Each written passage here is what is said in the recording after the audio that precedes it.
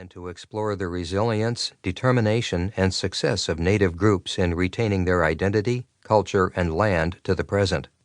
While some reviewers faulted the first edition for focusing too heavily on federal policies during the 20th century, those actions and court decisions laid the foundation for many of the paths Indians have taken in the last 75 or 80 years.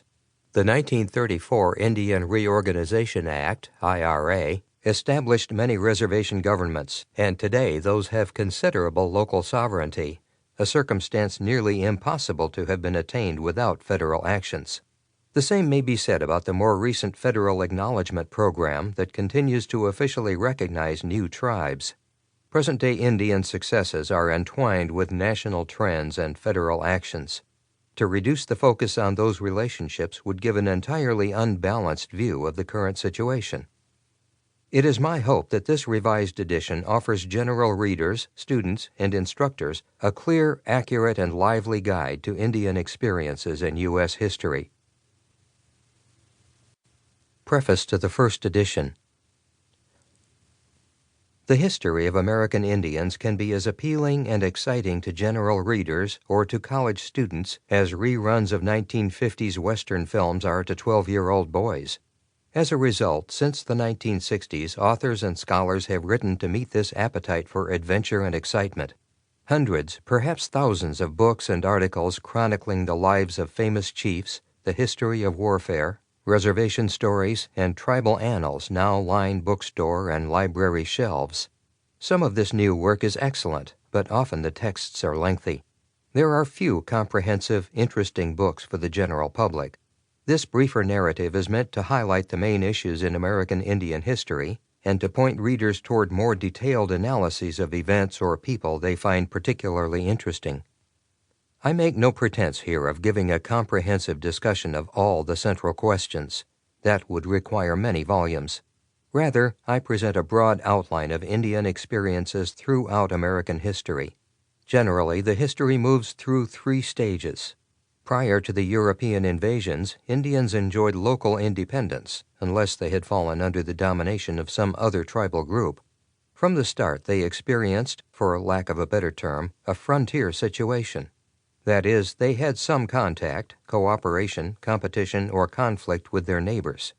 Once the discoverers and those who followed them from Europe to the Western Hemisphere arrived, the situation changed. Gradually, as whites became more powerful, they began taking tribal lands and resources. By the last decades of the 19th century, Indians moved into the second stage in this broad history, becoming reservation dwellers. For many, this lasted until the 20th century. The third stage begins with individuals and groups leaving their reservation bases to mingle with the general population, finding their way in contemporary society.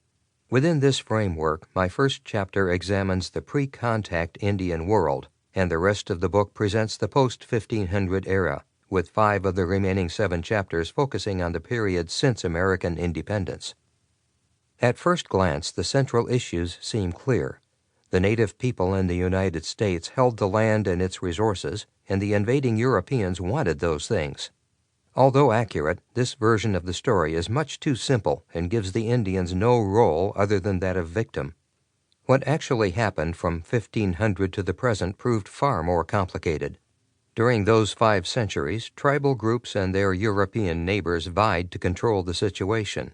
Indians wished to live their lives in traditional ways, and whites were determined to force them to change. Certainly both sides tried to impose their forms of government, diplomacy, and economic activity. Warfare gets lots of attention, but often the central disputes between whites and Indians focused on how people were to live. Issues such as social organization, family relations, language, food, clothing, housing, religion, education, and medicine were major points of conflict. Tracing the history of American Indians in the United States presents several difficulties. With at least 600 identifiable groups to consider, one faces hard choices.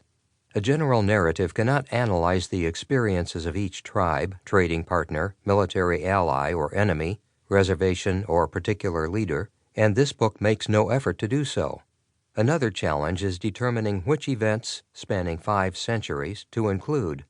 For many Americans, knowledge of Indian-related issues... To keep listening to this audiobook, I've left you a link in the description so you can do it, at no cost thanks to Audible's 30-day free trial.